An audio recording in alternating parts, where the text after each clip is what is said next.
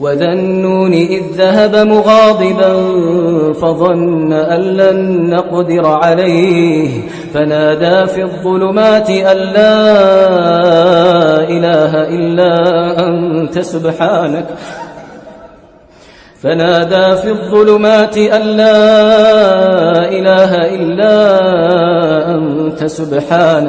سبحانك إني كنت من الظالمين فاستجبنا له ونجيناه من الغم وكذلك ننجي المؤمنين.